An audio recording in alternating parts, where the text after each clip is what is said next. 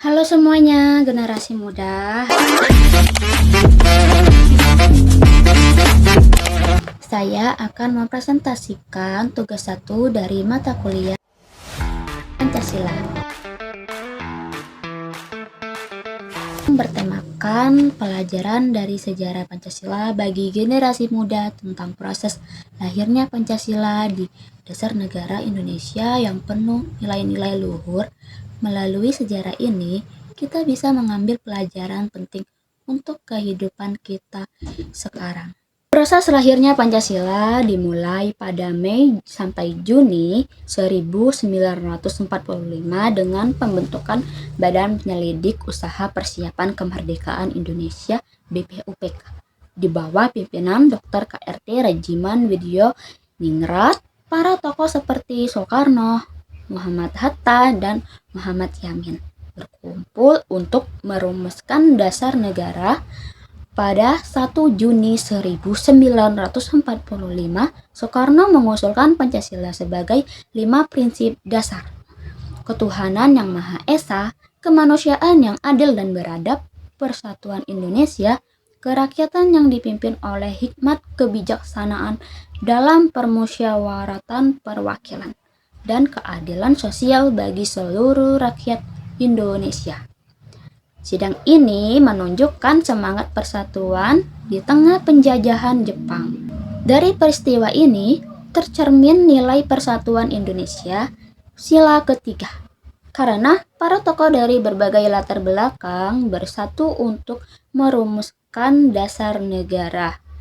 Juga nilai kerakyatan, sila keempat, melalui proses permusyawarah yang demokratis di mana ide-ide dikumpulkan dan didiskusikan bersama. Sebagai generasi muda, saya belajar bahwa persatuan itu penting untuk mencapai tujuan besar. Di era digital sekarang, di mana kita sering terpecah oleh opini online, nilai ini penting mengingatkan kita untuk berdiskusi dan bekerja sama. Misalnya, dalam proyek sekolah atau aktivitas sosial, mari kita hindari perpecahan dan fokus pada kesamaan untuk membangun masa depan yang lebih. Setelah BPUPK, pada 22 Juni 1945 dibentuk Panitia 9 yang menghasilkan Piagam Jakarta. Dokumen ini mencakup 7 kata dalam sila pertama, ketuhanan, dengan kewajiban menjalankan syariat Islam bagi pemeluk-pemeluknya. Ini adalah kompromi untuk menjaga persatuan di tengah keragaman agama dan etnis Indonesia. Namun, kata-kata itu dihapus pada 18 Agustus 1945 menghindari perpecahan. Peristiwa ini mencerminkan nilai ketuhanan yang Maha Esa, sila pertama, dan kemanusiaan yang adil dan beradab, sila kedua, karena menunjukkan penghormatan terhadap keragaman agama dan upaya untuk mencapai keadilan tanpa memaksakan satu pandangan. Juga nilai persatuan Indonesia, sila ketiga, melalui kompromi yang menjaga keutuhan bangsa. Pelajaran dari sini adalah pentingnya toleransi dan kompromi.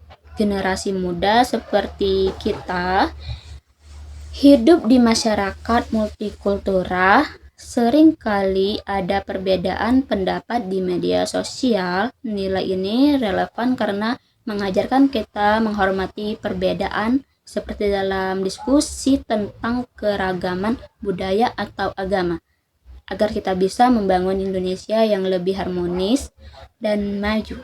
Pada 18 Agustus 1945, PPKI yang dipimpin Soekarno dan Hatta meresmikan Pancasila sebagai dasar negara dalam pembukaan Undang-Undang Dasar 1945.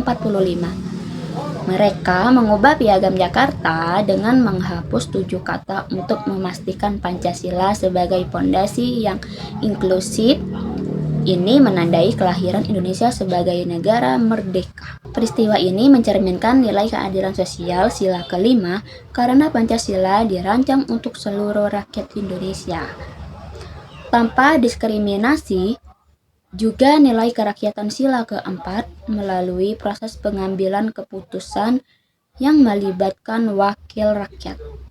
Dan Persatuan Indonesia sila ketiga sebagai perekat bangsa. Saya belajar bahwa keberanian untuk berkompromi demi kepentingan bersama itu luar biasa bagi generasi muda. Ini relevan dalam menghadapi tantangan seperti perubahan iklim atau kesenjangan sosial. Kita bisa menerapkan nilai ini dengan berpartisipasi dalam pemilu, kampanye lingkungan, atau gerakan sosial untuk menciptakan keadilan dan persatuan di era modern. Dari BPUPK, Piagam Jakarta hingga PPKI, Pancasila lahir dari semangat persatuan, toleransi, dan keadilan. Refleksi pribadi saya, pelajaran terbesar adalah bahwa nilai-nilai ini bukan sekedar sejarah, tapi panduan hidup bagi generasi muda. Mari kita jadikan Pancasila sebagai inspirasi untuk menghadapi tantangan global seperti digitalisasi dan perubahan sosial.